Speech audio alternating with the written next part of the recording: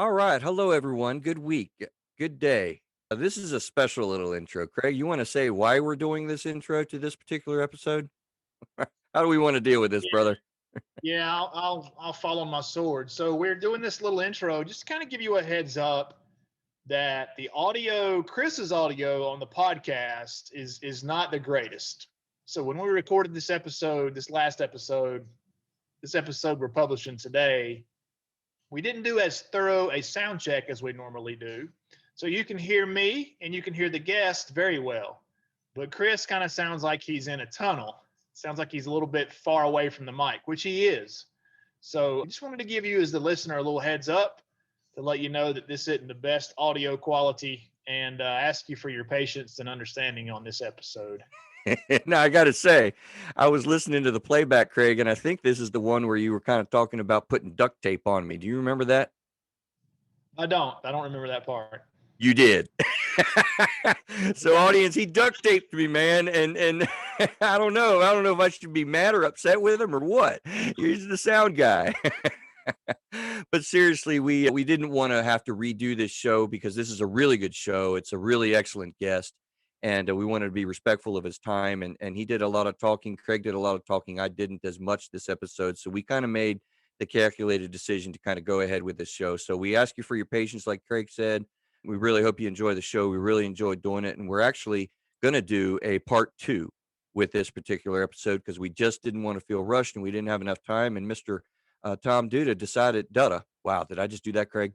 Did I just You do did. that? Oh man, you'll understand when you hear the show what that's about. But we really we're really excited about him coming back for a part two. So we went with this recording, and we asked for your patience, but it's not too bad. Some of my words are chopped up, but we deemed it good enough to go ahead. So, anything else, Mr. Graves? That's it. I hope you guys enjoy. And like Chris said, we're going to have Tom back, and we're really excited about that. And that's really it for me. And we'll do a sound check on part two. You got it. All right, take care. Enjoy the show.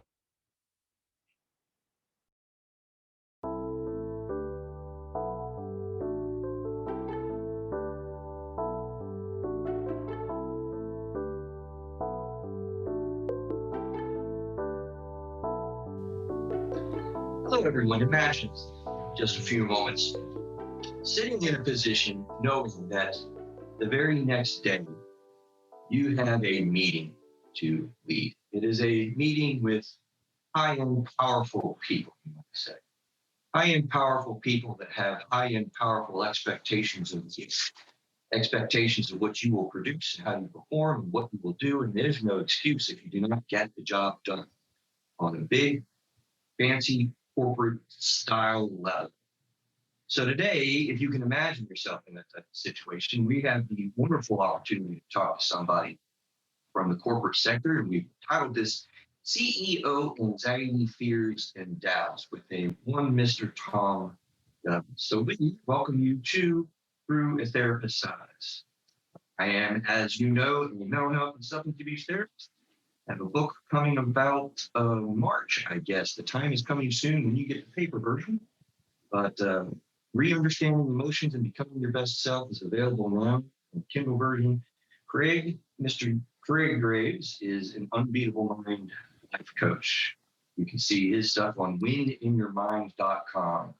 So this is Through a Therapist's Eyes podcast, see the world through the lens of a therapist. Folks, be aware this is not the delivery of therapy services. Well, check it out on throughatherapist's.com. Get full show transcriptions, various other cool tricks and interesting things that Mr. Neil Robinson, our producer, is for. So, guys, this is the human emotional experience. Let's get this thing figured out together. So, yeah, Craig, I'm really excited about this particular episode, man. You know, I've been talking about it for a while. I have had the pleasure to get to know kind of through the Morgan James, group that's been just so honored and privileged to be a part of. Craig, just listen for a minute what this guy has done, Mr. Tom Dutta. Actually, hello, Tom. How are you? I'm great. Great to be here. I give a confession. I'm struggling with the name, and I'm going to tell you why. Like, there was this kid in we were like probably 4 years old, fourth grade or something like that, 4 years old, and his name was John Dutta, right? Yeah. And it's a beautiful childhood memory that this kid, he was kind of a friend of mine. I really liked this kid, but I've got a lifelong level of guilt because we would terrorize and torture this poor kid. We'd sing that song. Craig, you remember that cartoon? Yeah, where the cartoon comes from. So they wanted to know it for years. We would say, "Doo-da, doo-da, doo-da, daddy." Oh, dude. Hey, I think I heard that song many times growing up. Let me just tell you something, Chris. First of all, I honor you for trying to clarify my name, but you know what, dude? I just say it's Dutta like Butta. And honestly, that's it. I've been called Duda, Tom Delta, and every variation you can think of. So just call me Tom. That's I'm good because I really want to say "Doo-da." I'm okay with that. That's Camptown Ladies, right? Camptown Ladies, sing this song, dude. Dude, yeah, that's what I said. I heard it many times, guys. Trust me. You're taking me back in my mind. Well, this poor kid would go away crying, so I feel guilty as all. Yeah, but here's the thing, Chris and Craig. You know what? How many of you have a song named after you? Oh, This is true. This is true. I do not. yeah, with that has been team the current back award nomination finalist. This guy's been the TV, the William Shepard Moving America Forward Award. This guy has a business book named The Way of the Warrior. You got to check that out. We'll have that on the show notes. Mr. Neal will get that done. His Amazon author page is also on our show notes. And dude, he's got the radio show, The Quiet Warrior, and we have the privilege of having been able to see a new promo for an upcoming deal. I'm not sure if you want to announce that yet, Mr. Tom, so I'll leave that leave that alone for now. But listen, he has been a senior business leader, speaker, and international number one best-selling author with 30 years of experience helping build and grow companies in Canada and the USA. He brings leadership experience to the financial services, IT, telco, non-for-profit, and health sectors. I mean, Craig, this guy's career included senior roles in many of Canada's prestigious companies, president, CEO, chairman of the board. He's been, let me see, what else? Can I go on for longer here, Tom? General manager of Ocean West Financial, chief operating officer of the Index Group, one of BC's, British Columbia. Is that what BC is, right? British Columbia, correct. Let me see. Done so much. TELUS, one of Canada's largest telecommunications company, held a dual role, director, customer of excellence, and director of enterprise marketing. Bantel Credit Union, first executive role as vice president, sales, marketing, operations. I mean, you know, when we say that you've been in meetings and you've been in situations, that's why I'm really excited to talk to you. Tell you about my theory in a little bit through this show, but you know, there's a lot of mental health in those circles, and people would not realize that. Would you say that's so? Yeah. I also now in life, I mean, this is winding the clock forward to where I am today. I mean, back then I was proud of the resume. I'm humbled by people who read it, but you know, there's a story in there. And the story I had to unravel is, you know, I thought climbing the corporate ladder was really about achieving success. And I remember when I was young out of high school, I had this vision of being a CEO by the age of 40. I got there at 31. Didn't know what it was. But the thing is, and I said this in a recent TED talk I did, I later in life learned I was a self-worth chaser, not a success chaser. But if you look at my resume, most people don't know this, but I actually tore my own success down many times. And, you know, I was climbing the corporate ladder, and on the outside, people would see this guy who was successful, or that's what I was told, even by my beautiful wife, Anna. And yet I couldn't see it inside. But most people don't know that for many leaders out there, as you said, in those circles, I'm calling them now wolves. There's wolves that are in our minds that are eating away at us. And, you know, you get to a point sometimes where you might ask, what do CEOs not talk about versus what do CEOs talk about? So I had a long, broad, varied career, very successful in many ways, but took some falls and, you know, through a lot of learning about mental health and, you know, even as simple as that words matter and how words play a role in how we lead and have relations with people, it completely changed the way I live and work today. By the way, just for the audience sake, when Chris sent me the Zoom link for this, the first word in it was TATE, which I realize is, Through a Therapist's Eyes, which, by the way, is a great book that you're going to sign and send me so I can read it and write a review for you. But when I read that word, I went back to the murders in Hollywood of the Tate family and that gruesome time where you had this serial killer named Manson. Now imagine that we're sitting in a boardroom getting ready to present, and there's somebody at the table with the last name Tate, and you look down on your paper and your brain goes to murders. And then all of a sudden you start catastrophizing, having these thoughts distract of the mind. And why my new podcast that will be releasing, and you will be on the first guest list, the Heavy Mental Health Show, Riffing with Tom Dutta. This is really where my focus has come through some of these experiences. Wow, that's awesome. And I think I heard you say that might be on the early guest to show list. That's dude, I can't tell you how far that's stupid cool. So I have a serious question to ask you to follow up with that. And then I want to get into the story of what I've come to know as some of your backgrounds and stuff. Guys, I'm sorry, Neil, Greg, I'm going to do it. We had a debate like going on with the whole Tate thing. Now completely armed me with some ammunition in the debate that evidently has been decided. I've been overruled. See, I wanted that Tom to be T-I-S. That's what I wanted it to be. T-E-Y-E-S. And I got overruled to Tate. So I don't know, guys, what we do with that, Craig. What are you thinking? I think we note it and move on. I love it. It brought me back to some amazing times at that point in my life, particularly on the positive side, going down to Hollywood, where my wife's aunt owned a restaurant that Frank Sinatra would go and have dinner. So there you go. You can change the power of a thought, right? As you teach in your practice to work from that positive. So, in way of introduction as well, before I go to the question, there is, you're from British Columbia, you're from Canada. I know a little bit about you just from some of the Facebook stuff. I know where this question is going to go already. I think, but maybe I don't. What do you do for fun? What makes you you? What did we miss about the introduction there as far as all that you've done? What makes you you? Well, I think you covered it from the resume, but today, when I get on stage and I'm asked to talk about myself, I'll say I'm a storyteller, and that I really help people see I have a unique way of seeing the world through my own past experiences. So I help people see the world through really the motives of why they do what they do, and I take people in the work I do and I turn them inside out.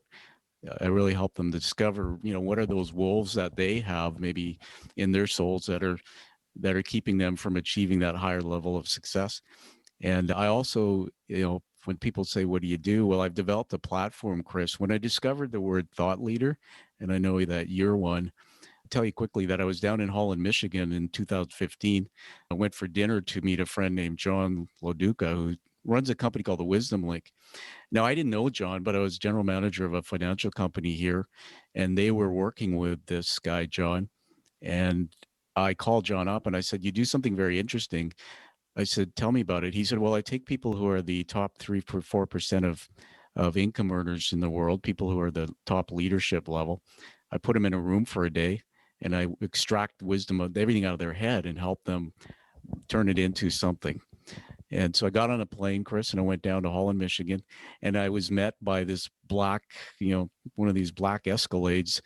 A guy was standing at the bottom of the escalator when I came off the plane. He had this little iPad with four letters, Dutta. Picked me up, put me in the Escalade, took me to a hotel, and the next thing I'm escorted to this dinner table. It's intimate, and there's a candle, and there's John and a young lady, and she's capturing notes. And he said, "Tell me about you. What do you do?" And he said, "I want to learn about the greatness and what's behind Tom." And I said, "Well, I would tell you that I was a corporate CEO. I build and grow companies. I've been in 5 different sectors. I've been through 11 mergers and acquisitions. I've been downsized twice. I did very well." But I said, really, there's something my mother said to me a long time ago when I was younger. She said, people just want to be around you. They want to talk to you. And I didn't really feel this of myself because I had quite a issue with my own self-worth. And I said to John, I said, what I do in the business world, I said, people think I grow companies, which is what you see on the outside. But I said, I have a lot of people coming to me and they just open up and tell me their problems, particularly high level people who is lonely at the top. You know, you can't go to your board of directors, you can't go to your frontline VPs or leaders. And so you keep it all inside. And if you take it home, you destroy your marriage. And I said, slowly, these things started seeping out on the tables in these quiet discussions with people I worked with, bosses who coached me and my team who I coached about struggles and challenges. So I said to John, I said, I guess I'm kind of like I quietly go along helping people, you know, coaching. And I said, I've been doing that since I was 20 years old. And he said, wait a minute. He said, kind of like a quiet warrior. And I said, yeah. He said, let's just hold on to that. That could be the title of something, maybe a new book. So when I was leaving after we did the full day of extracting all this knowledge out of my head, what we really did, Chris, was we took 30 years of my corporate career and turned it into a business that I could monetize. And really that represents my company, Create, which I've told you about, where I really now spending 30 years as a leader, I've now turned into a teacher of leaders. And that's what I do. And of course, the book, The Way of the Quiet Warrior, came next. When I was leaving, I'll finish on this. John gave me a book and it said, guess what? On the front cover, it said Thought Leader. I didn't know what it was. Really, I didn't know the definition. It was a small book. He said, read it. He said, I wrote it. He said, you need to be this because you have a way of seeing the world that most people don't. And so that led to everything, including the Way of the Quiet Warrior, or the Quiet Warrior radio show, which is really my podcast, and the whole platform. So let me bring it just to a summary here. I was a CEO.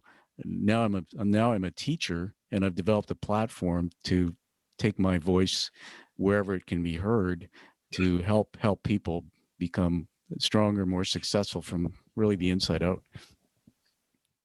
Yeah, what an answer to a simple question, and that's one of the things I think I've come to love about you, Tom, is that you're a deep thinker, and you get in on the ground level of what a story is or what a situation is. I just think that's so cool. I mean that as a compliment. Well, thanks. I'm glad you said it because my wife says I talk too much. We celebrated our 25th anniversary, actually. And in the science of personality, I'm known as the verbose guy who can't keep it short. You know, if I text her, it's like I've got to fit it on 3 screens, and hers back is like, okay. And I'm going like, what the? I mean, I put so much effort into that, and all you can do is send me an okay. But I feel I communicate with emotion, so you'll have to tell me to shut up. I think that's one of the reasons because I feel that very much in common. And my wife, if she listens to this, but she probably won't, she's like, I say the same thing about you. Through a therapist's eyes. We should write a book called Through a Wife's Eyes. That would be fun. That's her job. So let me transition to one of the things I definitely want to cover. I mean, a long-standing kind of theory, almost call it, in the mental health field. And I've had the privilege and honor to work with several people in various big companies here in the Charlotte metro area. And we've got big companies, Duke, Bank of America, used to be Mocolia, these companies that most people across the world, let alone certainly the nation, would recognize. And I've worked with some of these situations and kind of tested it out, but it's through a narrow scope. You have a much broader scope. So I was really excited to ask this, see what your take on it was. My belief that those people that are really successful on a high level that most people would look at, all sorts of ways, the singers that propel themselves to, fame, and actors and actresses, politicians, people that are senators, state representatives, even, CEOs and corporate sectors, right in line with what people would say mostly is at least professionally successful. My belief is that there's got to be, generally speaking, saw this with Terry Bradshaw, Steelers fan, and about it openly, like the levels of anxiety, the levels of despair, the levels of health, really drive them to do things that the normal basketball player is just not going to do, or so and so forth with whatever you got to play a guitar probably day in and day out, hours upon every day. Like, who does that? Right? So Yeah. there's some sort of mental health driving force a lot of the times. What says you? Yeah, you got me thinking. My brain's going on a journey, kind of three-dimensional. First of all, I want to make a bold statement. Hopefully, you agree with it, that everybody has mental health. Look, one of the largest organs sits on above our head, on our neck, up, and I say get a checkup from the neck up. Why is it we can go and get a checkup for our blood pressure? Why do we look at all the body and keep it healthy, and yet the thing on our head, we don't keep it healthy? So here's the thing. And I heard that somebody explained it to me this way: if you have a 2-ton truck, a red truck, my father-in-law, who passed away recently, Italian, drove a red pickup truck. The fun thing is, he used to paint it with a toothbrush or with a paintbrush, and it looked like it was probably 1950s Ford. Great memories. And if that's a 2-ton truck, but you load it up to 5-ton, the capacity of the brain starts smoking. And just like on that truck, the radiator starts overheating and steam starts coming out. All of a sudden, you blow a gasket. Well, why do people think that when you go into a world like professional sports or a chief executive officer role, which I've sat in the chair, and most people who haven't, you have to understand it is not a job that you want, because our brains weren't created for that level of capacity and stress. All of a sudden we get there, nobody taught us how to care for our brains. I call it self-compassion, but how to look after. If you see a naturopath, which I do for preventive health, for example, I take things to keep my gut healthy. That's the wall to the outside invaders, the bacteria that can kill me. Well, why don't we do preventive things? Why don't they prescribe for professional athletes, CEOs, sports coaches, moms and dads, a preventative program from when we're young, right in school, to teach cognitive behavioral skills, to let us know that when we overload that capacity, we're going to blow that gasket. So here's the things you do. Here's some of the things you do. Happy distractions, dialing down. What do you do when you get anxiety? So I'm going on a bit of a tangent there, but so let me step back into the world of Tommy, who became a CEO leader at age 31. I mean, there I was. I'm 31, and I have. I want story and then kind of do a little going step order kind of thing. But I got to agree with you here. I absolutely got to agree with you. I think I mentioned it on the show. I got really excited. Craig, I think we talked about it not too long ago. Remember what happened with Aaron in his, what was it, second grade or whatever? And we were talking about the school mental health. I don't remember. You don't remember? Yeah, I don't think it was that long ago. We talked about it about Mike's too. Tom, my kid was in elementary school. We had this little health book. Yeah. Home from school, and in there talked about feelings and emotions, and it was like, oh my gosh, thankfully, yes, we got a general practitioner, mental health care provider that basically everyone touches base with. Yeah, I agree more with what you're saying, as you like to say, let's sing it from the rooftops, because that's that. Hopefully, and I think with the sense of urgency, I believe we're moving towards that also. Yeah, absolutely. And it's back to the question about what drives, I guess I'll put it in this way, what drives somebody to, I play guitar, and yeah, I had to learn to play and repetitive, and my fingers would bleed till I developed calluses to play a steel string. And I learned when I was younger. Look at Michael Jordan. I actually study iconic people. And, the question I now ask, and I teach people ask, is it's not what drives you to be the Michael Jordan, arguably the best player, or what drives you to be the Tiger Woods, arguably the best player in golf. It's why. It's the motive behind it. And so I believe that most people are placed wrong in their vocations or professions. I really believe that. I believe that in the first 10 years of life, there's a lot of research on passion, right? That when we can dig and take off all the crust of life and dig deep, we can find something that we did that lit us up, made us passionate. And when you have I call it a chip on your shoulder, and I've interviewed people on my show about this, CEOs say there's that one thing that drives me to get to the highest level. Well, here's what drove me to become a CEO, have a bigger paycheck, have a nice car, have, the nice home, and more and more and more. What drove me was a chip on my shoulder of not feeling loved and enough, by my own father.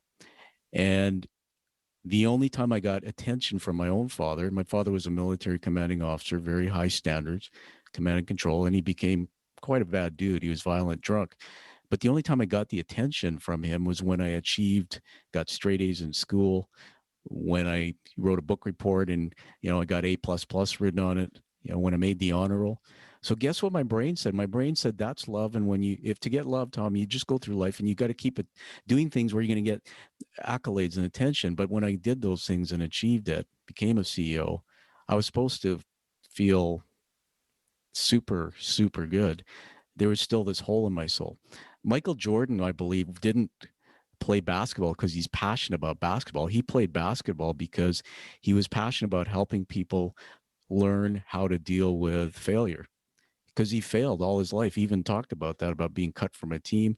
He was the worst in the locker room. If you watch some of the shows you've seen on him, he was brutal with the way he treated people. That guy could never be a CEO because he does not know how to talk to and motivate and lead teams. But in the locker room, the style of his leadership, and then he went on the floor and demonstrated, man, he had everybody eating out of his hand. But he wasn't there because of his just love for basketball. That's not where he started. The last thing I'll say is that what drives us when we finally realize where we're supposed to be, and I'll make another bold statement that unless we do the deep work, I'd say less than 5 or 10% of people who are in vocations, who are in professions, really don't know if that's what they want to do. They found themselves in there and they're pushing themselves to go higher and higher, be more successful.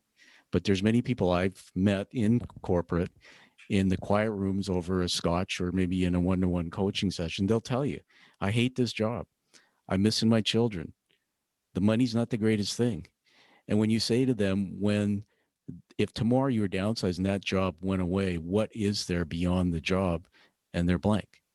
Right. So we have to find what motivates us. What motivates me is helping people and discovering a way to go beyond and help those people who are struggling, be happier, more successful. That's really what I was put here to do. So after 30 years of sitting in somebody's company, building their dream, making shareholders wealthy, I all of a sudden decided to create my own company and do what I really was put here to do, which is to help those people. Passion, man, you got to have passion. Yeah, absolutely. And when you do something on passion and, that kind of clarity, we did some shows on what creates happiness. And I remember that was one of the big factors, your internal versus the external stuff, your internal drive for passion, what you enjoy and what gets you lit up inside. You share among the world is a heck of a good way to create fulfillment and happiness. Yeah, I couldn't agree more. Okay, here's what I want to do. Well, I really want the audience to know. We'll have on Sean. You've got to listen to this guy's TEDx. You've got to hear, the TEDx talk that we'll have a link for, because it really demonstrates in a little bit more of a broad way what I want to try to accomplish super quick in like 5 minutes or so, and then I want to get into a break and get into the boardroom a little bit. But Tom, how can you condense your story of kind of, what led to the fall, or kind of what happens? Like, what was the story behind before Create got started? Again, Create is. Yeah. Okay. So in August 2018, I was doing what's called the Ride to Conquer Cancer. Now, this was 225 kilometers, 150 miles for you Americans, on a bicycle in 2 days. That's a long way to ride. Never done it before. The reason why I did it is a partner in an engineering firm who I know as a friend, and I met him through my business where I went in to coach his executive team. I did a communication workshop. His daughter had died from leukemia when she was 11. And so we were sitting having a beer on my patio one summer, and he started telling me about this ride he had done for 10 years. And he said, this year is our legacy, our 10th year. And he said, I'm about to cross the $10 million mark in fundraising. Wow. So I said, so he had a team of 80 riders, 80, that he had built. And I said, Roger, I said, I'm in. I didn't even own a bicycle. I said, I'm in. And this goes back to what I said about my passion of helping. I've discovered that if I give, the universe gives back. But I knew that my wife's childhood girlfriend, Lucy, died from leukemia. And I saw how that every year it hurts Anna thinking about it. I had a couple other people too I knew. So I trained for 3 months. They said I was an anomaly because most people train for 6 months. And I hadn't ridden a bicycle since I was a kid. So the ride started off from a place called Cloverdale, British Columbia, which is not far from here where I live. And that morning there was 1,700 people on bicycles. The sun was coming up. They had a big stage and the media were there. And I'll never forget it. They said on that stage, look to your left, look to your right, and you'll see all these bicycles. The ones with yellow flags are people who are either in treatment for cancer or who have kicked cancer. And I was stunned. And from that moment on, I never complained about my health because these are, look at this. So I got on the bike and I did the first 100 kilometers, and man, I was in peak condition, great health. And we were asked to stay at Tent City at Ground Zero, which is the base. Instead, my wife brought the SUV and she came along to follow me, and we stayed at a motel. And I always like to say that, the princess was with me. So the tent doesn't work. Her idea is got to be in a hotel. Well, we compromised and got into a motel. And that after the ride, all the riders started coming in. There were 10 of us in that motel. I went to have a shower. I stepped into the bathtub unassumingly, like I've done for years. And it was as if my right foot started skating on ice. It started becoming unstable. The left foot the same. And within seconds, Chris, both feet went out forward. I fell hard back hitting the tub, and it drove my head into the tub basin like a battering ram. In fact, I blacked out, and my wife found me because she was sitting on the bed outside the bathroom. I cracked a hole in the tub surround. That's how hard I hit. Now, I'd never had a brain injury before, but my bell got rung so bad that I just thought, I'm naive Tommy, right? I just have that never give up. No, there's no such thing as no. You asked about what drives you. My dad taught me work ethic above everybody in the room, and never say can't. So I literally slept that night, and I didn't sleep. I sat with my head against the headboard of the hotel bed in pain. And that morning at 5, we were supposed to be up and go to the team truck to go to the Ground Zero to get on the bikes. And I remember getting up, and my wife said, Tom, don't do it if you can't. And I said, you know what? This is what I said, true story. I said, those people who are on those bikes with the flags, they don't have a choice. So I said, either I'm going to try or I'm going to quit. And so I went. And I chewed Tylenol and I finished it. I did the other 100K, literally came in pretty much last, riding in the rain, and my head was pounding. And so when I got home that day, my wife put me in the car. I slept all the way home, about a 2 or 3 hour drive. My daughter was home from university, and after I showered, we were sitting in the living room where I am now taping. And my daughter gets up. She said, Dad, there's blood all over your head. It's all dried. And Anna gets up and looks, and there's lacerations that we found out now from pictures of the tub that they fit the pattern that I made on the tub. And so that was it. So in the TED Talk, that was the beginning. My life literally stopped. If you take life for granted, all your faculties, I got severely injured. It's now 2.5 years. I'm still progressing. But other things followed, which I've done a lot of research on this. First of all, my eyes wouldn't work, so they wouldn't adjust to the light. So I couldn't do any of my work. So my company literally died. Everything I did relied on my head. I sat for a few months and ruminated at home, and literally slipped into a cycle of what I now know was depression. And I was catastrophizing because anxiety is really, if you put in a fractional form, the numerator is, the belief that bad things will happen, over the denominator, the belief that I can cope with bad things happening. Well, man, my numerator was way up, and I did not have any coping, because when you have a brain injury, you don't know if there's a future. You don't know if your eyes are going to come back, if the headaches are going to stop, if the nausea, and I literally had to lie down in bed just to close my eyes. So a few months into that, my doc says, you need to stop sitting at home. You should go do something physical. So I went and dumbed down my resume. I applied online and got a job as a night stalker, stocking produce in a Costco warehouse.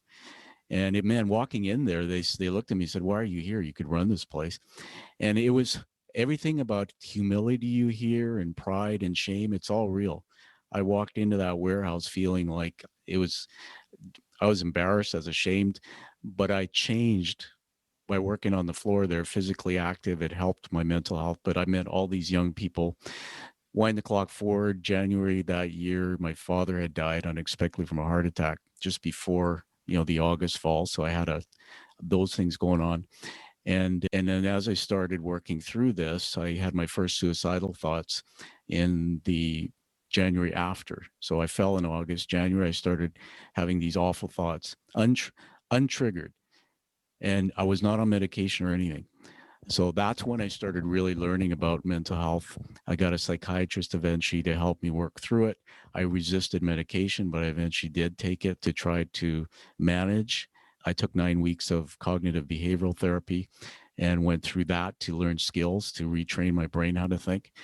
And so the TED Talk really just tells a story about how this is a guy, you're talking to a guy who grew up from a broken childhood, became an emotionally broken adult, and went into the workplace to be and was successful in some ways, but took a wrong set of rules and applied them, and actually had these monsters in his head throughout his life based on the thinking patterns wired in my head. Just when I'm at the peak and I have my company built and my book's gone bestseller and I've got all these good things happening, God says, I think I'm going to strip you again and make you fall in the bathtub, almost kill yourself. You're going to be 2 years pretty much out of it, but you're going to learn some other things. So I'll leave it at that. What I've learned in the last 2 years, man, I'm launching now a whole bunch of other things. I'm probably getting close to being where I want to be, still struggling with thoughts, difficult thoughts, anxiety, but I now have tools and equipment that I can teach people that you can live a healthy life, not stop or eliminate. You can live a healthy life with anxiety, depression, mental health challenges by learning skills and taking care of yourself. And by the way, I want to say this before I give it back to you, that if anybody out there says, oh, I don't have anxiety, it's BS. 80% or more of people have anxiety. I'm getting going here, but anxiety is a human emotion. Anxiety, you go into a board meeting and you have to present results because the company's faltering because of COVID. Your blood pressure goes up, your body tingles. That's anxiety. But when it's crippling and you need to get help to manage it, to dial it down, that's when you have to go and get some care. So I'll leave it at that. That's what the TED Talk basically tells a story of that journey and what happened in my life. And then I made a big call to action at the end of it, which I'll ask people to go watch. And I'm tackling mental health now at a very different level. I'm calling out people in society at the highest level to take the lead on it, because those are the people who are the most silent. Yeah, good. Absolutely. And let's get to those people, because it's what I'm all about. I'm all about, raising awareness, blowing myths, stereotypes, and disseminating information about mental health. I mean, that's my passion. And, what you're talking about is what I call the tale of two tapes, right? On the one side, and the audience has heard this, but I don't think we can review this enough, guys. The biological component drives how we feel. But then on the other side, the social and emotional also drives how we feel. And so the combination of that just mixes all together to create what it is that people are experiencing with mental health. And so what you're describing is a major event that created that other side, that biological side, the concussion. And we know concussions are highly related to bipolar disorder, even various specific diagnoses. And depression is a big part of that, and but even before the concussion, you can recognize the social and emotional components drive how you feel as well. Yeah. Chris, I just want to interject. That's the big aha moment for me through the process of cognitive behavioral therapy, which if you want to ask me about that, I can get into it. But through that and this horrible period, I actually was able to unwire some thinking traps that were put in me by others when I was a kid that actually got in the way of me being successful. And that I say now today that what I learned, it's not simple, but if we taught business leaders these skills, they would be a superpower to help them stay mentally strong and prevent their falls. But also, when you learn these superpowers, man, you're going to have a competitive advantage as a leader, because most people don't have what I know. And I want to broaden that out to, how about just your family? Or how about just your unit, that is in the, city maintenance department? Yeah, absolutely. Anybody. And the biggest part is what you said is true. It's the family. I learned even from learning through this about the improvement of relationship with my wife, 25 years, but even relooking at the way I live my life, the way I communicate and relate to my daughter and the people who are close to me in my life. Okay, so here's what I want to do. I'm going to take a break here at the midpoint, and then I want to come back and I'm going to go ahead and take advantage of your experience kind of in the boardroom, and I don't know how much we can get to, but it's fine. I think we're where we're at all times, and that's always okay. How about that for a phrase? Sounds good. Sometimes this stuff just comes to me. I don't know. But I do want to take advantage of your experience, with corporate America, because I think there's a lot of people that might be tuning into this that are specifically in that. And we can broaden that, connect them to the smaller example throughout daily life. But let's take a break and get back to that. Is that okay with you? Absolutely. So through Therapist's Eyes, we have a relationship with BetterHelp. Craig, why don't we hear your voice on BetterHelp.com and the counseling tab? Love for you to hear my voice. Yeah. So BetterHelp.com is a website where you can go and it will match you up with an online therapist. So you get a therapist, you can have therapy out of the comfort of your own home. If you go to the Through a Therapist's Eyes website, I think the link is called Counseling, and you click on it from there, then it helps support our show. So lots of stuff going on these days that we're talking about anxiety and depression, those kind of things, lots of factors these days contributing to that. And I highly recommend that you check out BetterHelp and talk to somebody. And with the pandemic has taught me that telephonic therapy absolutely rocks. It works really, really well. And I wouldn't have said that a little over a year ago. So thanks, Greg. Let's get back to the show. Greg, let's jump off with you, man. I mean, your head's got to be buzzing a little bit over there. I know you've probably heard some of the things you talked about with taking care of your body and all, and coaching. You've got to be screaming. Yeah, I love the conversation. It's been a very interesting conversation so far. And maybe we'll go back to this when we talk about, being in the boardroom and such. But Tom, you were talking about Michael Jordan and those guys who, are so driven. And you talked about your own example with your father. And that brings up Winston Churchill's story. I'd watched a documentary about Churchill not long ago. And the reason that Churchill was so driven to do what he did was for the very same reason, because he never felt accepted by his father. And I think he even got shipped off to military school. And even after Churchill had accomplished great things, his father still really didn't acknowledge that, and that's devastating, I would think, for a young man. But without that experience, the world would have never had Winston Churchill. So, maybe the same thing you might say about Michael Jordan. But I guess my point is, those aren't ideal situations for us to grow up in, and we might be driven for the wrong reasons. But it's almost like we need those people. The world needs people like Churchill and Jordan, and even yourself, Tom.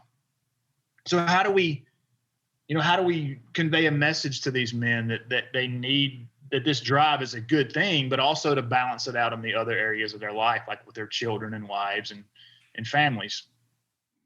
Yeah, I can go back to the Churchill thing. Thanks for sharing that.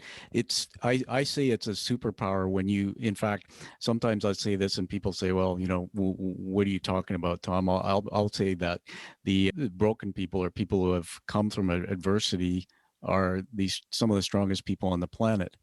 So if you think about this, every child, I have a friend who's a university professor in the US in Ohio named John, and he said, Tom, he told me this when we talked a while ago. He said the kids I'm teaching today are going to run the world, and he said half of them are broken children through no fault of their own. Their fathers have gone off to war and never come back, or their parents have had addiction, or they've had trauma. And he said things are put in them. They're wired to think poorly of themselves, but they're going to lead the world. And so what you said, Craig, I think is a big gift, in that I looked at myself as somebody who is broken and struggling and failing, and these wolves in my head eating away at me. I didn't understand all that. But when I finally discovered that it's that adversity that has given me the ability to be as successful as I am, and that if 50% of those children out there coming up in the world to lead the world need a mentor, a coach, guys like me are the ones, because we've taken the journey. That's why when my father died, I wrote my book, and it wasn't in a good light about my dad. The first chapter is pretty tough. He didn't know I wrote it, and I was estranged from him for 10 years. I finally went back to my dad, and there's a bigger story on this if you want to get into it. 3 months before he died unexpectedly, I went back to him. God led me there, but it was some other things too. And Dad said, son, I forgive you. I release you. It was at a Starbucks coffee. I had tears, and this weight just came off. And now I say, when people interview me and I talk about my dad, instead of saying my dad was an asshole or he was this or that, I say I love my dad. And in fact, what my dad put in me, what he taught me, the hard things he put me through in my life actually give me today the strengths. All I did was weaponize those demons and turn them into gifts. We used to be in the garage, and the average kid would clean up their garage for an hour with their dad. My dad, we'd be in there for 10 hours, cleaning up the garage 10 hours. And man, everything was like, I learned to actually work at a level that most people can't keep up to me. When I went into Costco, by the way, and I don't say this to put down the team around me there, but these young folks, I went in there and just did what I always did, and they promoted me twice in a year. And the older guys, kind of like a union mentality, said, "How did you get to drive the forklift? Nobody gets to do that unless you're in year 2. How did you get to be trained on cashier?" And I said, "Love you, Dad." Because my dad said, go in there, work your ass off, and do everything. So yes, Craig, your point is good. And that's what a big part of my platform is to get the people like me, and there's millions of us who are eating away in our heads that there's something wrong with us, to get us to realize without arrogance that we actually, if we put aside our self-deprecating thoughts, we have superpowers. We're strong. And so the world needs us. Tom, I know you're not here for promotion of your platform and your book and stuff, but it's a perfect point in time that I can put in here something that I really want. Hey, to our audience, I love your book, not because it's a great program, it's a good step, it's successful, or any of that kind of stuff. I mean, that's good too. Don't get me wrong, it's super successful. It's on top of the world. It's #1 international best-selling author, right? Like, no, what I really liked about it is you mix in their real, right? Like you mix in their genuineness, and it's. I was listening to you and Craig right there. It's like forged in fire is screaming in my head, It's you go through the fires of life, and the question is, we all fires that we've been through. I mean, to a man and to a woman, to a child and elder adult. I mean, this life we live is tough in a lot of ways. The question is, what do you do with it, right? Like, harness them. Like, I love your question. Harness it, use it, move for some things that come along. Yeah. Now, I want to just riff on that a little bit. Forge and Fire, by the way, one of the favorite shows. I always love the part where they say, Tom, put down your weapon. It's time for you to leave the forge. And if there's nothing that powers me more when I see that, it's like, it's time to leave the forge. It just means, dude, this was just yet another step towards your learning. But here's the thing that I've learned. And, I think you're smarter than me in the field of mental health. You're a practitioner. I've self-learned a lot of this, that it doesn't matter if we've been through adversity and there, we have these superpowers or this. We have to learn how to stop the negative thoughts, because your brain can't have a positive and negative thought at the same time. Most people, I think, understand that. If you step into a boardroom and I shouldn't say boardroom, but a meeting room, even if you're an entrepreneur running your own business, you're a business owner, you have a team that you put in a room and you want to innovate and create something for the future, a new product or service. If you're in your mind, you're thinking negative thoughts, you actually can't create. You can't tap into your imagination. I think Einstein said that the future lies in the imagination. But the truth is, a lot of people, business leaders, athletes, when our minds are always thinking, and when the thoughts are primarily 80% negative, especially if they're trauma that hasn't been resolved, we will never get, if we want to climb Everest, we'll never get past base camp. This is the most important thing that I think, Jordan can get on the court and tell everybody hard work and sweat and blah, blah, blah. This is great. But there's a whole learning side of mental health that we need to give people. We need to get them to understand. Unless you go get therapy, unless you do the drills, you have to learn how to control the negative thoughts. And by the way, my dad used to, beat the crap out of me. That's a common story. I put up my hand on that one. I can change the meaning of that through neuroplasticity, My brain's like plastic. I can change the meaning to my dad did this, but it gave me the strength to never, ever fall down and not get up. But I can't just say that. There's actually drills. It takes homework, exercises to rewire. I think 30 days.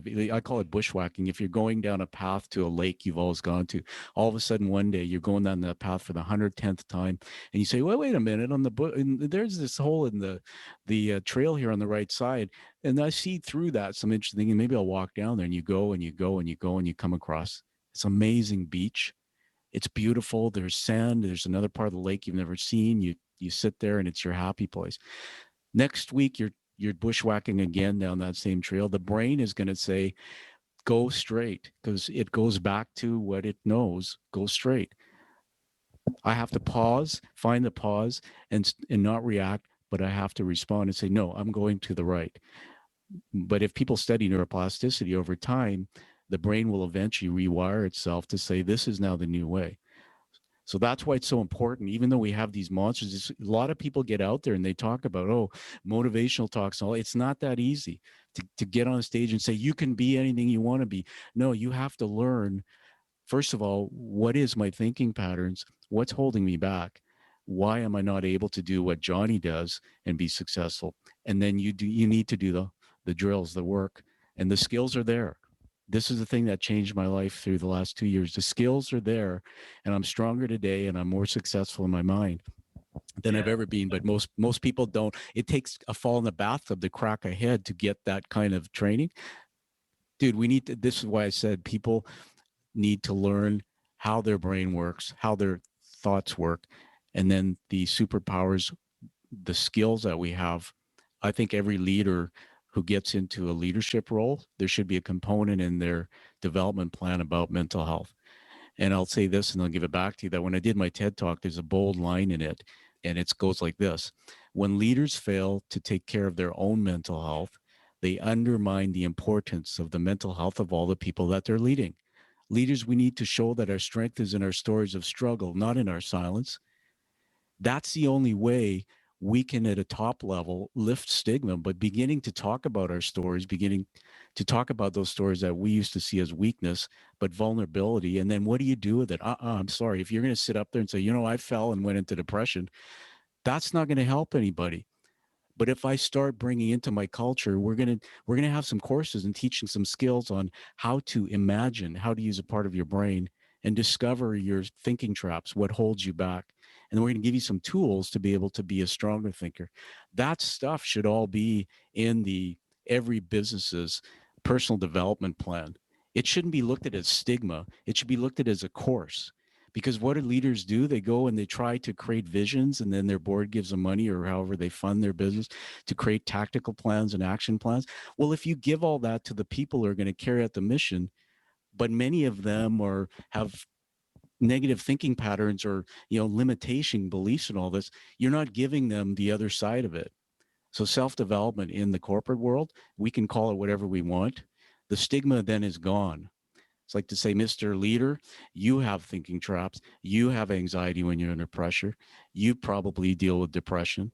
By the way, I learned that depression is everybody gets into depressive states, but when it becomes depression, I've been taught it's 2 weeks or more of sadness without a trigger.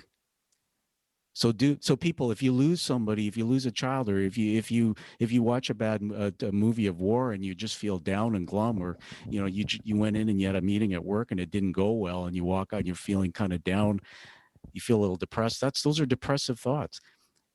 But when it becomes a pattern, it can turn into that, because life puts so much pressure on us with family and children and business. All of a sudden, that gasket from the truck starts to want to blow, and we can slip into that depression, which is 2 weeks or more of sadness without a trigger. I went into that, and just through psychiatric help, a bit of medication to level off my brain's chemicals, and then skills. That's the last part of it. That anybody who is a business leader, it's not a matter of if, but when, you will find that you'll be in darkness, and it's time to start preparing for it. I think there's probably about 10 takeaways in that. Right. For a producer, and I'm like, note those 10 takeaways. because there's a lot there. I love what you're talking about. It's actually dead on from what I see from a total perspective, and it's such a beautiful thing to walk through an individual relationship with somebody doing that. I only have one thing to correct though, in that you're like, oh yeah, Chris, well, there's this guy, he has some clinical trainings and knowledge about some of those things. Yeah, I guess I do, but let me tell you, my clients put me on a pedestal, probably people put us on a pedestal, but dude, we have our experiences too. Yeah, well, yeah, no, you and I are going to probably talk more about that when we have our own time. But yeah, I'd imagine that I have a friend who said he didn't want to go. He wanted to become a counselor, but he said he didn't because he'd want to kill all the parents. And I said, "What are you talking about?" Because he said my story is like yours. When I was a child, he said my story is his. You know who he is? I won't tell you his name. He won CEO of the year recently, and he's running a huge company. And everything you look at from the inside outside is this guy's Uber, but he's discovered he's I think maybe one of the things I would highlight, and Craig, I see your fan going on. I hear your brain's buzzing. I'll give it over to you. We won't get to a lot of things I have in the boardroom, I think, but in a different sort of way. But that's fine. I mean, if I could lay out one big highlight listening audience know is just, dude, we all are just human. I mean, I don't care what walk of life you are. We feel like the corporate world is in an ivory tower and so different from us. I mean, Tom, I think it's not, right? Can you confirm that? Yeah, can I just confirm what you've just from a sound point of view, the what you're saying is the corporate world's no different. Just say that again. I didn't. So people actually say, yeah, people, the human, the man, the woman in the corporate world. Oh, I see. Yeah. Thank you. No different. Thank you for the clarification. Yes. In my TED talk, I actually talked about that. There's a scene I depict in there on stage about looking up from the ground floor to the penthouse. I call it the penthouse, which was really the management level. And for the first time, I looked up because remember, I fast tracked as a kid at age 31 to the top. I didn't stay on the ground levels very long. But when I went back to the ground level looking up, I saw things I didn't see before. And you are absolutely right. It's no different. The only reason why those guys up there appear to be different is because there's a huge amount of pressure on not showing weakness, on hiding pain, on being strong, being invincible. I mean, I can talk in the boardroom about being a CEO. I was there for most of my career at that level. It is unbelievable. You're making hundreds of decisions a day. You've got to go from meeting to meeting. You got to shift gears, put on a hat to talk to a corporate board if you have a board. Then you have to put on a hat talking to your assistant or your marketing coordinator, a vice president, different levels of leaders. So you're then talking to managers. Managing is different than leading. Then you're talking to people on the ground floor. Your voice and your message changes. All of this shifting throughout the day from one thing to another is we're not taught that. But what people realize is we were once just on the ground floor learning as everybody else. I elevated into a role up here, but I'm still a human being. I still have the same brain that everybody else has. It's no different. Self-care and looking and mental health is no different. I just think, and I've made a bold statement in my TED Talk again, that we are the ones who can use our voices as a megaphone because the leaders of business are generally the ones who get the spotlight. They're generally the ones who, when there's a call to media to answer about something, and by credibility of getting that level, because leaders don't get to higher levels in business without having something that is skill. It's hard to get, move up into leadership. But when you get there, you just realize there's only one big difference between being a CEO and being a frontline worker. And I'll simplify it because I went through it. Leading, a number one job of a leader is to create other leaders. A manager gets things done through other people, and all the other people are basically doing the task. Yeah. And so you just develop different mindsets, but right, the tree of that's right. But what you're saying is true. It's a different perspective. The people on the ground floor of a company can be the CEO if they want, if they can learn and they can be developed. It's just you have to be able to change the way you think. And that's the biggest mistake, by the way. I can just riff on this for a moment, that when managers jump into executive roles, and I'm going to define an executive as a director or a vice president, that's usually the level or higher. When they jump there, many of them fail because they don't know the difference between being a manager and now being an executive or a senior leader. They just don't, because nobody taught them. How many times you see that where people get promoted, or Johnny quit over there, so let's take our next in line. Who's in our talent pool? Or Chris over there, he's showed potential. Let's elevate him and give him an opportunity. But let's not train him. Let's just throw him in there to the wolves and he'll figure it out. He's a good guy. No, it doesn't work that way, right? Yeah. Greg, what do you have thoughts? Yeah, I got lots of thoughts. I do too. Man, I took notes while you were talking there, Tom. That was a lot of good information that you shared. You have to learn to stop the negative thoughts. 80% of your thoughts are negative. Self-development in the corporate world, and what you're saying about people getting promoted, I've seen that a lot over my career. You take a dude who's really good at what he does. My background is technology. Take a dude who's really good at the technology, and you put him into a project management role. He suffers there, gets bad performance reviews, and ends up getting let go. When he was a super systems administrator, if he'd have stayed there, he could have excelled in his role. The mentality that you're talking about, though, the self-development in the corporate world, I haven't seen a lot of that, and being able to see those negative thoughts and change those. Do you feel like that has to come from the top, the CEO level, or can mid-level managers and executives kind of install that mentality in some of into their employees and into their teams? Yeah, I'll talk about two things. First of all, corporate culture. There's a lot written on culture. And in fact, one of the hardest words to define when you ask a business leader about culture, what's your culture? You get this deer in the headlight stare, and then you get a bunch of stuff. Everybody answers it differently. Culture trumps everything. It trumps everything. So the culture of the company generally is owned by the CEO. And if you look at a corporate scorecard, if you know what I mean by scorecard, when you become an executive, and if you want to see good scorecards, go to recruitment firms, and they have scorecards, which are basically what's the performance review look like for a CEO? What are the criteria that a CEO owns? One of them is training and development or people development. One of them is strategy and culture. That doesn't mean the CEO trains and develops people. It means they own that on their scorecard, so they can hire somebody who's going to put together the training and development programs, but they're held accountable for it.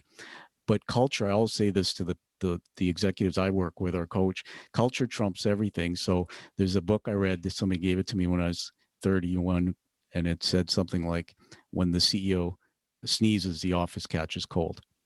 So incongruence is a big part of this. Some leaders come to work at that level and they're an SOB one day, and the next day they're a different person. Then you can't build trust and rapport. People never know how you're going to show up, so you're not approachable. So the culture. So can managers, just depending on the org structure, if you give me more information about a typical org structure you're thinking of, if there's a top leader, general manager, and then there's director, managers, and then line people, the answer is the manager cannot on their own set the tone of the culture through the organization. Why? Because if you have three managers setting the tone of culture in a vacuum, where does their idea of how we work together, is it a culture of respect? Is it a culture of innovation? Is it a culture of allowing people to make mistakes? Is it a culture of, everybody's voice is valued? Where do those people get their ideas when they're setting the tone with their stuff? From their own heads.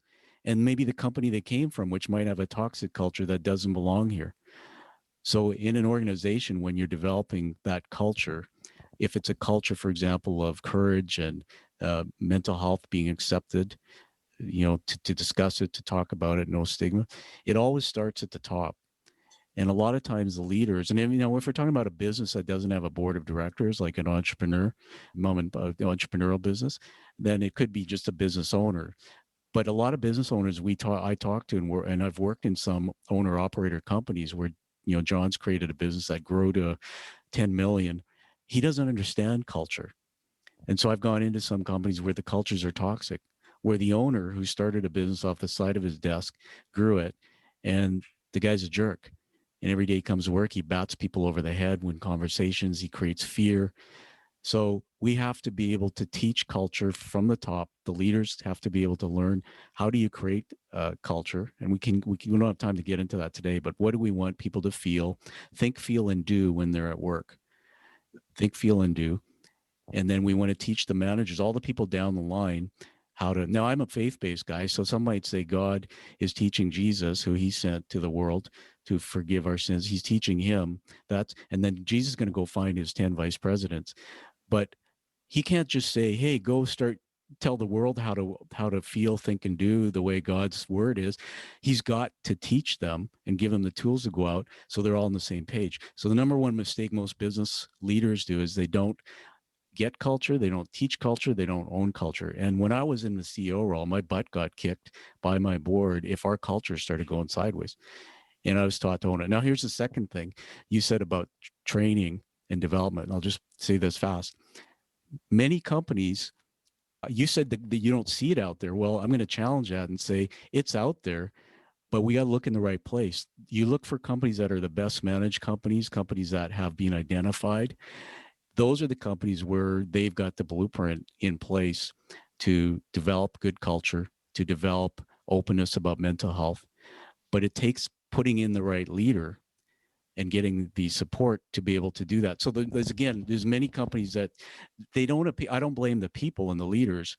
They just haven't had a leader teaching them and building that culture. And so today what I do, and part of my work, I'll say that part of my company is to create future leaders. That's why we went on Moving America Forward, and we talked about it and we got recognized, is that I'm creating those future leaders who can go in and understand how to be a leader, how to create culture.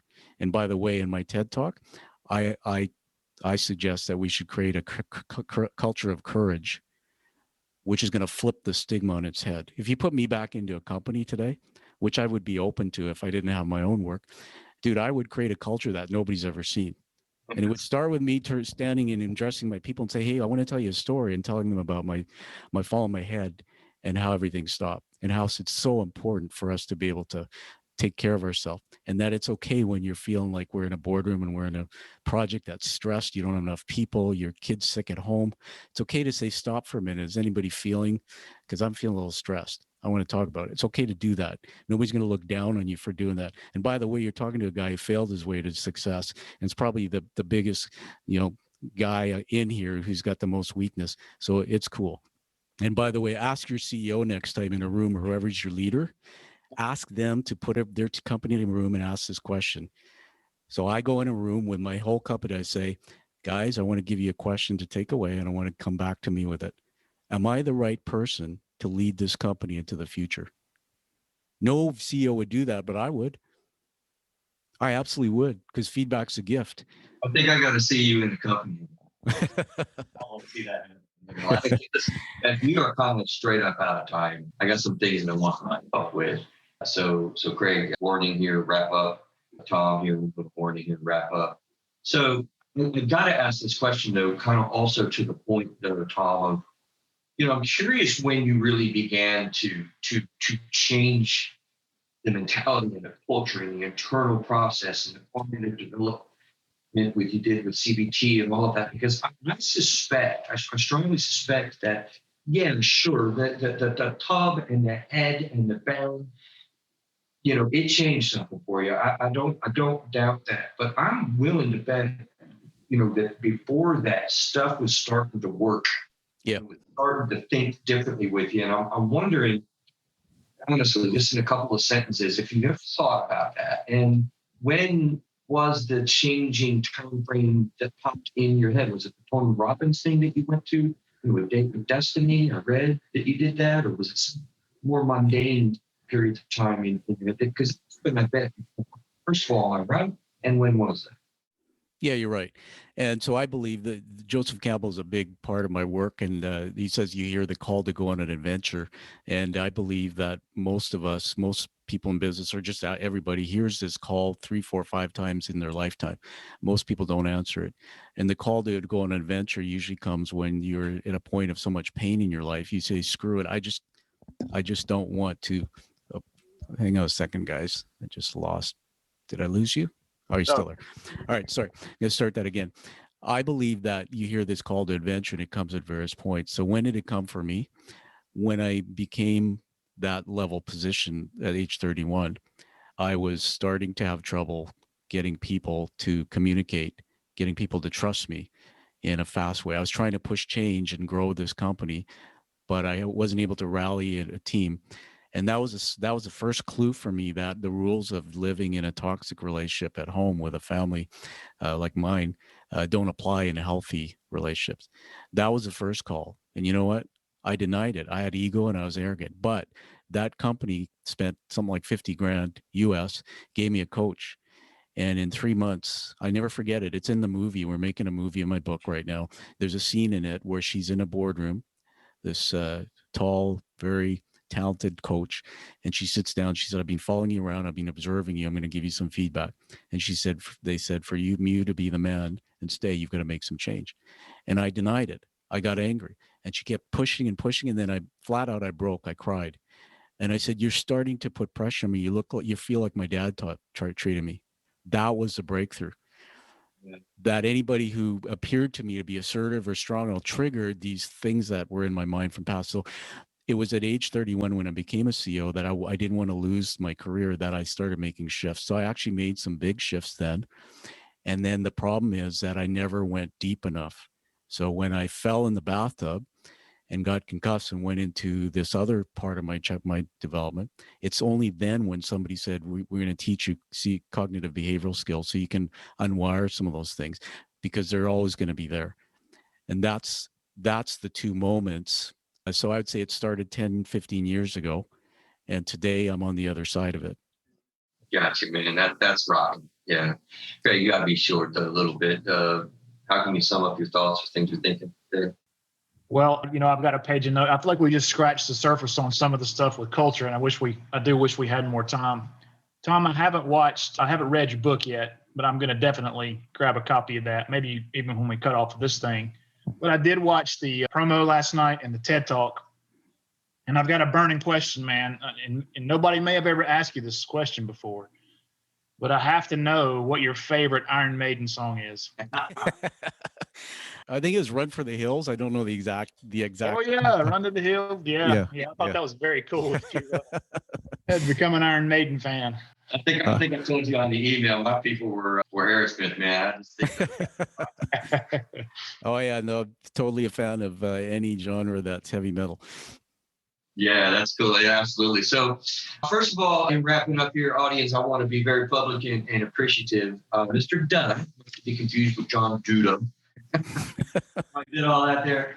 Mr. Tom Dutta, I want to thank you very publicly and humbled and appreciative that you did endorse the whole Through a Therapist Size Writing Project, the book that we have out. I mean, I can't tell you, it meant a lot to me. It was very special to be a part of such a cool group of people with Morgan James, and having met you and worked with you a little bit in your mind there.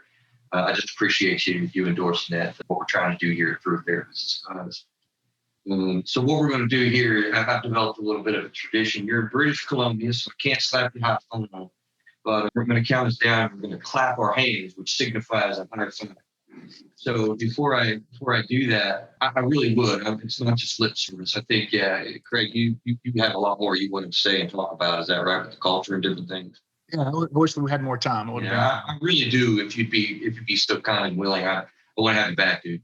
I got to have you. Yeah, you know what? For a guy who likes to talk, I'll be happy to come back anytime. You can just reach out, set that up, whatever you need.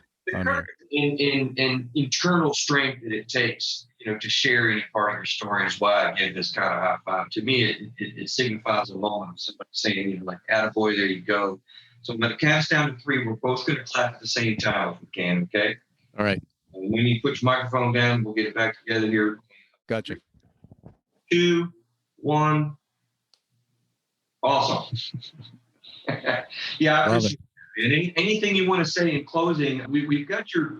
We didn't get to your book. The what is it? Looking at the self, and then looking at the vision, and looking at the path, and the blueprint, and the launch, and the community. Those are, God shows that for a brevity, right? Like, that's the steps that you go through with the Quiet Warrior. Anything you want people to know? How will they find you? They've got to get out there to look for you. create.com. We'll have some show notes, but Yeah, absolutely. The book, The Way of the Quiet Warrior, and just where there's a feature film being made on it. So we'd like to talk about that another time.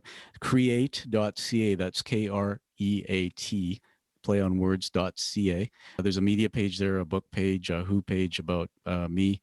There's also a form there. You can send me info@create.ca, an email to get a hold of me. And I'm always available to help in any way. And I want to leave you with, and listeners, with this. It's just a thought. There was a study done, a Canadian study, on top 3 regrets, and they asked 90-year-olds, what are your top 3 regrets? And if I can remember them quickly for you, when all the data came in, the top 3 were: I didn't reflect enough, I didn't take enough risk, and I didn't leave a big enough contribution or legacy. And so as you go away from this show, think about that. Think about what your answers are, because you've got lots of time left in your life. Thank you for having me on. absolutely. Thank you, Tom. Pleasure to meet you. Absolutely. Listening audience, we are going to keep on firing on in 2021. So stick with us. Let's figure this thing out together. That's the way I hope that we all see it. We will see you next week. Take care.